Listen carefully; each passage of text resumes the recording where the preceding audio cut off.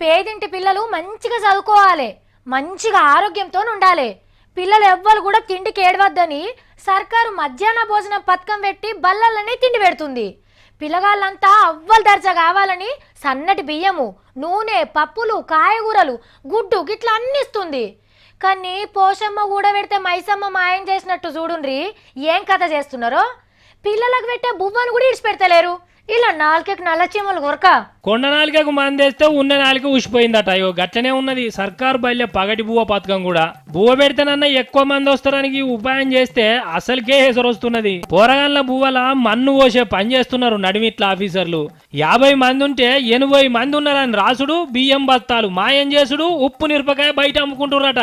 ఇంకా మన తాన సన్న బియ్యం వండబట్టిది. మొన్ననే చెప్పినాం కదా 160 మంది పోరగాన్లు ఇంటికాడ ఏం తినకుండా పడిగడుపుతోని బడికొస్తుర్రని.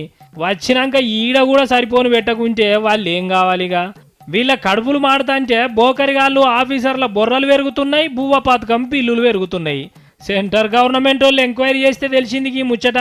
కానీ పిల్లలను బడికి తోలేది బువ్వ కోసం కాదు సార్లు, బల్లె చదువులు కూడా చక్కగా నేర్పాలి. గా పని కూడా చేయరి సార్లు. 4 బుక్కలు ఎక్కువ తిని 4 అక్షరాలు ఎక్కువ నేర్చుకుంటారు.